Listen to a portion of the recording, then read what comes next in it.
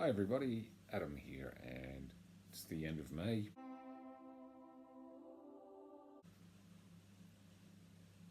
And this is just what I've watched for May. So on the 3rd, I watched Boy Kills World. Uh, this is quite a bizarre film. Stars Bill Skarsgård, Jessica Roth, and the voice of H. John Benjamin. Most people would know from Bob's Burgers and Archer.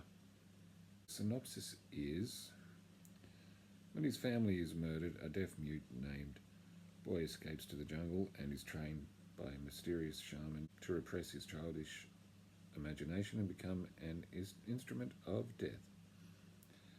It's a bizarre film, it's different. I did like the performances. It's kind of hard to describe, but there is some decent action scenes and a bit of dark humour. Yeah, I mean, it's good, maybe not great. On May the 4th, I watched the original Star Wars trilogy, Star Wars A New Hope, The Empire Strikes Back, Return of the Jedi. I don't really need to go into the synopsis of them. If you're a fan, you've seen them. But to me, it was good seeing them on the big screen again. It was fun watching them back to back in one sitting, which is something I've never done before. On the 6th, I watched Tarot. My synopsis is a bunch of idiots open a pack of cursed tarot cards, and then they all die because they're idiots.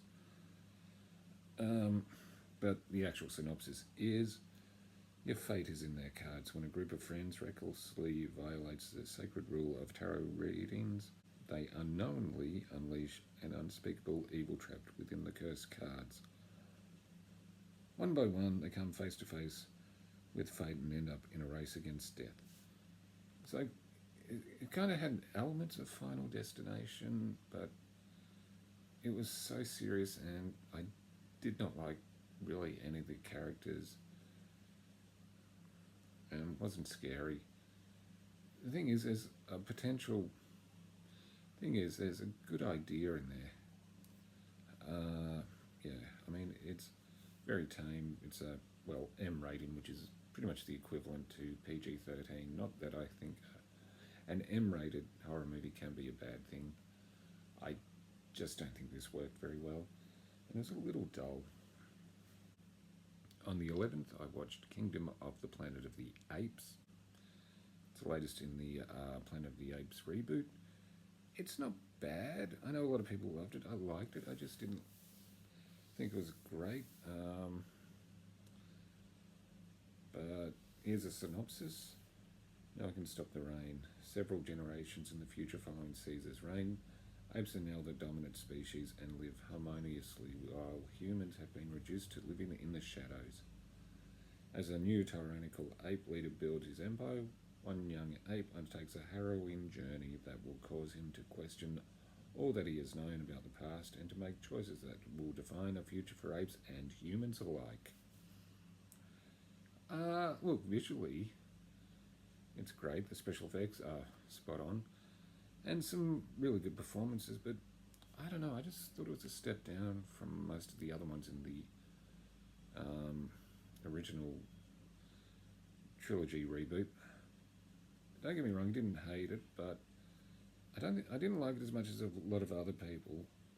I just thought it was okay, yeah.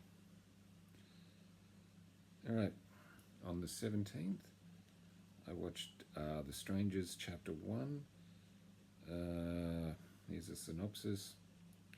They don't need a reason. After their car breaks down, a couple driving cross-country to begin a new life in the Pacific Northwest is forced to spend the night in a secluded rental where they are terrorized from dusk till dawn by three masked strangers. Okay, this isn't a prequel to the original. It was kind of advertised like it was. It isn't. It's more a reboot, and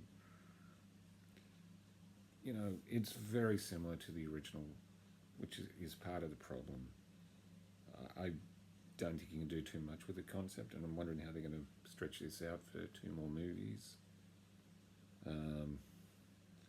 Depending on how this one does at the box office, the other 2 might go straight to streaming.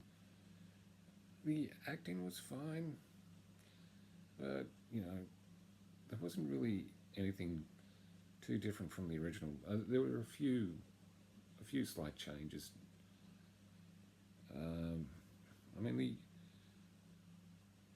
young cast did the best they could, but I just found this very dull, to be honest. And while I didn't mind the other Stranger movies, I wouldn't say I loved them either. So they're just kind of, I've seen them, and yeah. But I'm not sure how they're going to make this a trilogy. On the 19th, I watched Transformers' 30th anniversary event, obviously celebrating the 40th anniversary of the original Transformers cartoon. Well, here's a synopsis. Relive the magic of the 1984 animated series on the big screen. The special cinema experience takes audiences back to the very beginning as the original voice actors team up for the first time in decades to revisit their characters and recreate the enduring magic of the Transformers. An exclusive behind-the-scene table read appears on a split screen with the pilot episode More Than Meets the Eyes, Part 1, followed by the next 3 episodes in the first series.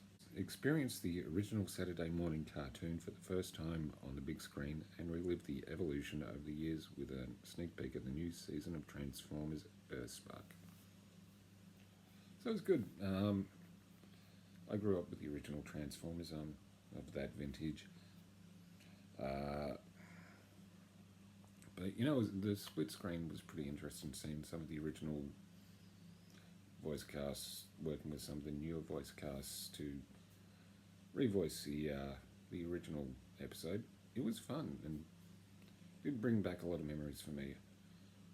I grew up loving the original Transformers.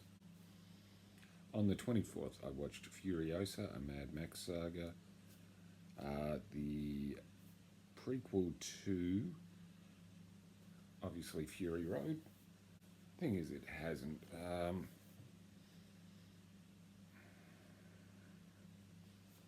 But here's a synopsis.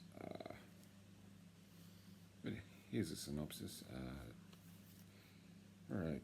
Fury is born. As world fell, young Furiosa is snatched from the green place of many mothers and falls into the hands of a great biker horde led by the warlord Dementus. Sweeping through the wastelands, they come across a citadel presided over by the Immortan Joe. While the two tyrants war for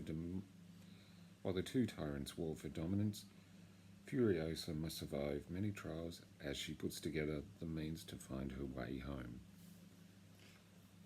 I didn't hate this. I didn't love it either. I thought Anya Taylor-Joy did a pretty good job.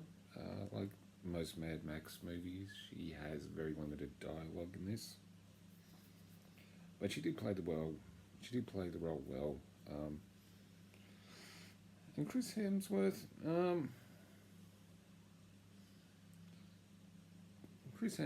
was pretty good as the main villain, Dementus. Of course, it brought some people back who were in Fury Road. So I just thought this was a step down after Fury Road. Well, Fury Road was action-packed. This has some pretty decent action scenes, but sometimes it slows down a bit. It is well directed, and as you'd expect, there's some decent action scenes, and we do find out a bit more about the backstory of Furiosa, but in a way, I don't think we really needed it. Sometimes it's better if a character has a bit more mystery to it. But I'm not saying it's a bad film, but it's just a step down from Fury Road. Okay, so that's everything I've watched in May. Let us know, have you seen any of these and what did you think? Like, comment, subscribe. I'm Adam, and I'll see you again soon.